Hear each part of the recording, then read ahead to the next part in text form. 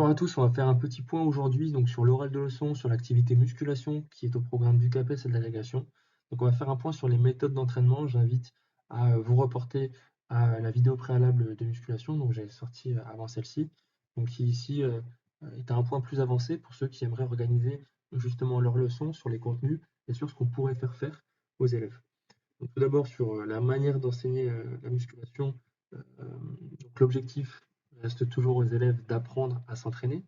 Et pour des élèves plus avancés, donc qui auraient déjà connu un cycle d'apprentissage en musculation, notamment des élèves de terminale, souvent ce qui se passe, c'est qu'il y a un vécu en seconde première et en terminale, l'idée ce serait de leur faire expérimenter et choisir par la suite lors du bac une méthode d'entraînement parmi plusieurs qui auraient été expérimentées.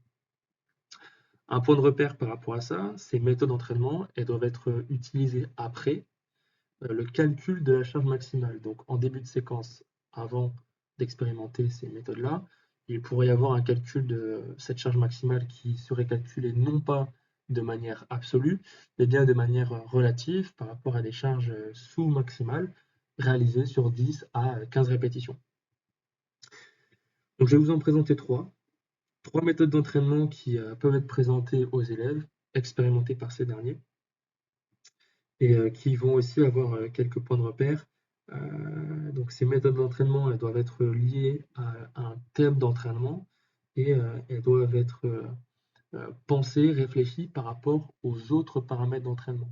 Donc les paramètres d'entraînement, c'est un système. Petit rappel, série, répétition, l'intensité, le pourcentage de la charge maximale, la récupération. Tous ces paramètres forment un système et l'idée, ça va être justement de créer une cohérence autour de ces paramètres d'entraînement pour faire expérimenter des ressentis différents par les méthodes d'entraînement, mais qui, ces ressentis, sont liés à un thème d'entraînement. Donc des ressentis qui sont différents certes, mais qui restent liés, qui sont compartimentés par rapport à un thème. Donc la première est la méthode la plus classique, la méthode d'entraînement charge constante. Donc, je vais vous donner un exemple avec le thème d'entraînement sportif, donc le troisième thème, plutôt relatif à la puissance, à l'explosivité.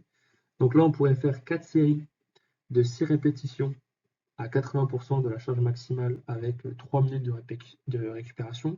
Là, on voit que le temps de récupération il reste assez long pour permettre justement aux élèves de conserver cette capacité à produire un effort euh, très puissant, donc sur une charge lourde, avec peu de séries, peu de répétitions, mais une charge max absolue. Donc là, avec cette charge constante, donc on va garder 80%, l'élève va répéter ses séries et ses répétitions autour de ça. Celle-là, c'est la plus basique. La deuxième méthode d'entraînement, celle-ci plus originale, la méthode pyramidale. Là, on va inviter l'élève à explorer d'autres ressentis ou à atteindre des mêmes ressentis plus rapidement ou d'une autre manière. Je vais vous donner un exemple avec le thème tonification.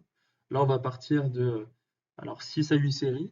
Pour le thème tonification, on a toujours des tranches de séries qui sont supérieures aux deux autres thèmes d'entraînement et des répétitions qui vont varier. Donc la pyramide, on peut partir de 20 répétitions, 15 répétitions, 10 répétitions, donc descendre en termes de répétitions pour remonter 10, 15, 20. Donc là, je vous ai donné un exemple avec 6 séries et des répétitions 20, 15, 10, 10, 15, 20. Et ces répétitions qui vont être liées à un pourcentage de la charge maximale. Donc ici, vous vous doutez bien que les 20 répétitions elles seront effectuées avec un pourcentage de charge maximale inférieur aux 10 répétitions. Donc ces répétitions seront liées à la charge maximale. On peut par exemple partir de 40% de la charge maximale pour 20 répétitions, à 50% de la charge maximale pour 15 et 60% de la charge maximale pour 10. Je pense que garder cette structure, les 10 répétitions à 60%, on est à la limite du thème tonification vers le thème de l'esthétique et plutôt du volume musculaire, avec une récupération donc plutôt courte pour garder l'effet d'intensité du thème d'entraînement. Et enfin, je vais vous présenter une troisième méthode qui est connue pour les personnes qui pratiquent la musculation. C'est la méthode du biceps. On pourrait aussi utiliser la méthode du tricep, pourquoi pas. L'idée de cette méthode, c'est de travailler simultanément des muscles agonistes-antagonistes, autrement dit opposés, et c'est notamment utilisé pour créer un effet de congestion Donc, je vais vous illustrer ça à travers le thème d'entraînement esthétique volume, le thème numéro 2. Donc, ça va être de travailler un muscle et un autre muscle, donc en opposition, et ce, sans temps de récupération. Ça, c'est vraiment primordial. Il n'y a pas de temps de récupération entre les deux exercices, et la réalisation des deux exercices forme une seule série.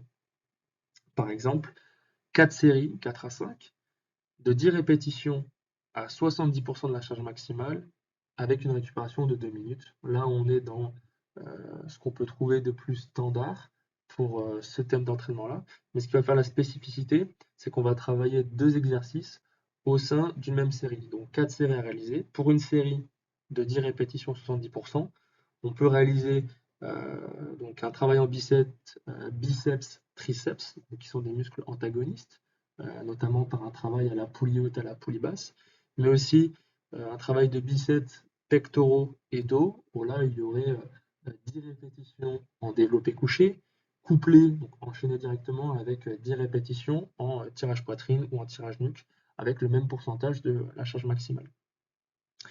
Et donc à l'issue de ces 10 répétitions dans chacun des exercices, on prendrait 2 minutes de récupération pour aller sur la prochaine série. Enfin, je voulais aller sur une autre donnée qui parfois peut être un peu oubliée par les enseignants. On peut aussi donner des conseils d'entraînement. Pour les oraux du CAPES et de l'agrégation, ce sont des attendus, des questions qui peuvent être posées. Donc ces conseils d'entraînement, ils visent à permettre à l'élève de mieux prendre en charge sa pratique, de s'entraîner dans des conditions qui favorisent l'entretien de soi, qui évitent la blessure et qui permettent justement d'avoir les effets attendus sur son corps. Donc ces conseils d'entraînement, ils peuvent concerner, je vais donner quelques thématiques que ensuite l'enseignant pourra organiser selon sa classe et prioriser, voilà, par rapport à un échéancier aussi. Donc des conseils d'entraînement qui peuvent concerner l'échauffement, qui peuvent concerner les étirements, qui peuvent concerner la nutrition, l'hydratation, le dopage, les risques liés à la pratique sportive, le sommeil, le repos, la récupération, les filières énergétiques, ou encore, pourquoi pas, les, les fibres musculaires, donc de différents types.